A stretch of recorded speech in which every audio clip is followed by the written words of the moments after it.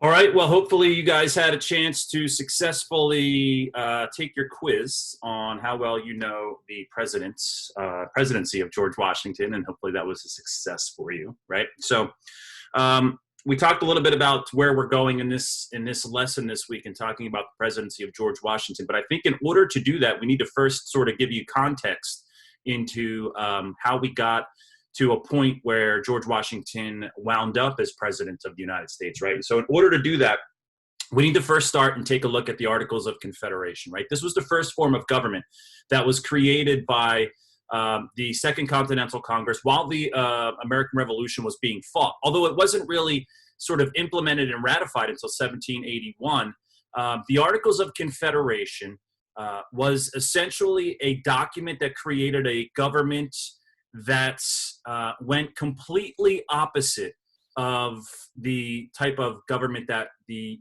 colonies had to endure under a monarchy. And what I mean by that was the monarchy was created with an incredibly strong central government, right? And so the way that I often tell this to my kids that I teach is that think of it as if you were in a relationship with a sort of strong, dominant personality, and that didn't go well, and you got out of that relationship. Well, the next relationship, you're most likely to look for everything that was opposite about that bad relationship that you were in. And so that's exactly what the Articles of Confederation is, right?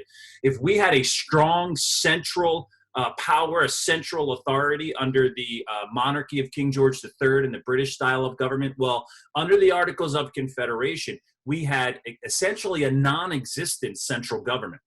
And essentially what the Articles of Confederation set up was 13 independent countries, right? Each of these newly formed states were essentially independent countries, loosely held together in kind of a firm league of friendship with each other, right? And because we had been sort of oppressed, if you will, by a strong central authority under King George III, this new form of government that we created was not going to be in any form or fashion a central authority, right? And so the Articles of Confederation allowed, for example, all 13 states to print their own money, okay? And so you would have a dynamic where if you were a pig farmer in New Jersey and you went to sell your pigs across the Delaware River in Philadelphia, well, that's an entirely different currency with different currency rates. Or if you were in North Jersey and you wanted to trade with New York, not only would you have different currencies, but you would have different taxes that would be placed on giving you the privilege to sell your goods. So that's one example.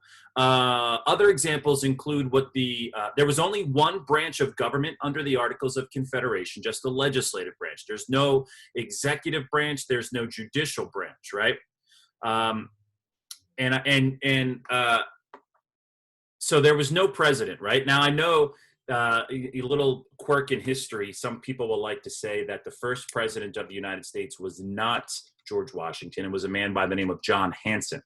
And John Hanson was president of Congress under the Articles of Confederation. But that is in name only. There was no form or fashion, any sort of a semblance of what the presidency is under the Constitution. So that's not the case. So don't buy into that. All right. So Congress couldn't collect taxes. They could only request money from the states. Okay. There was no executive branch to enforce laws. There was no judicial branch to interpret conflicts between states. There was no standing army allowed. So you only had to depend on state militias, right? And so the Articles of Confederation were essentially, it kind of overcorrected. If over here was the strong central government under the King George III, and over here was this incredibly weak central government under the Articles of Confederation, that wasn't working either. And in 1786, I believe, there was a sort of a mini rebellion in Boston where farmers who had been overtaxed and were losing their farms marched onto the Capitol in Boston, led by a man named Daniel Shays. And there was an armed conflict and people died. And that was enough of a wake-up call to let others know that this Articles of Confederation is not working. We've overcorrected. and we have to meet somewhere in the middle, right? And so that somewhere in the middle is going to be the Constitution. So by May of 1787, 55 men representing 12 of the 13 states. Rhode Island doesn't show up because they smell a rat. Rhode Island always had sort of an independent streak about them. They show up into the Pennsylvania State House, today Independence Hall. They were there under the instructions from their states to just amend the Constitution.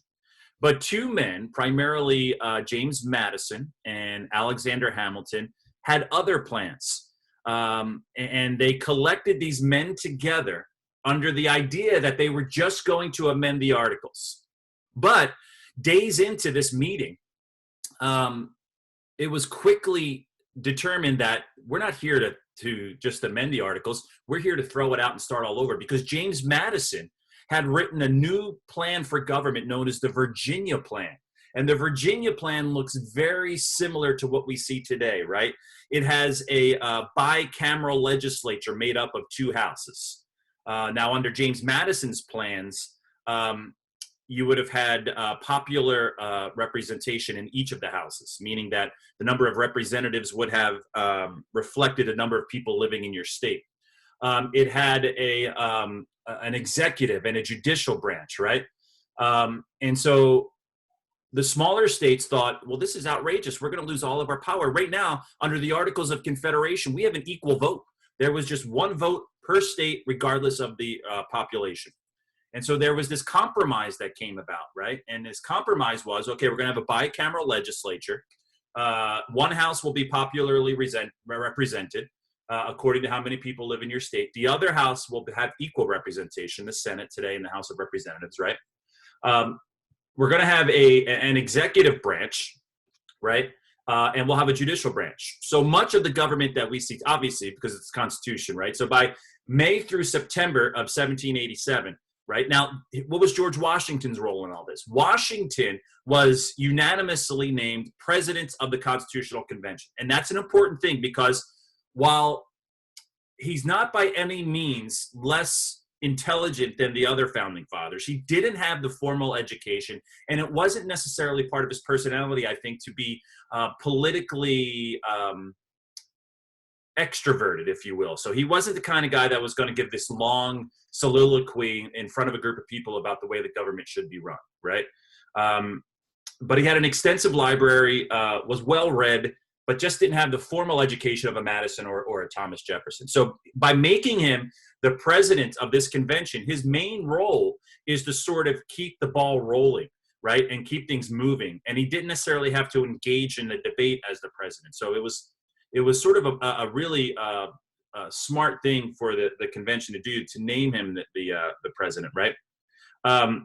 Now, by September of 1787, there is the document is done, right? It contains 7 articles, but only 39 of the 55 delegates sign it. And one of the biggest objections to signing it was that it did not include a Bill of Rights. It did not include protection of citizens against a tyrannical government, right? And George Mason of Virginia, who had written a Bill of Rights for the Virginia State Constitution, was one of the large proponents of this, right? And Madison was a guy who said, yeah, we get it. It probably should have a Bill of Rights, but listen, we've been here throughout the summer. This document is good enough in the form it's in right now. Let's go ahead and put it in play. And we'll promise that the first Congress, one of the first things we'll do is create a Bill of Rights, right? Scout's honor. But that wasn't enough for some of these guys to sign the document, so they stay away from it. And in fact, that's exactly what happens. Madison helps lead a Bill of Rights that goes through the first Congress, and that is put into play, right? So this new Constitution, which is ratified by the states throughout the fall of 1787 into 1788, eventually gets ratified by 9 of the 13 states and is now the new form of government, okay? So now Washington, within the election of 1788, is unanimously elected, gets every single electoral college vote, right? Political parties are still not a thing as of yet, and everybody knows that Washington is the guy to lead this newly formed country, right? So we'll talk more about that next. Here's what I want you to do. There is a wonderful video, 20 minutes in length or so, called the More Perfect Union, which Mount Vernon has put together, that does a great job of explaining this time period of Articles of Confederation, Constitutional Convention. So I want you to go ahead and watch that, and then we'll come back and talk about how Washington ends up as the president of the United States. So go ahead and check out that.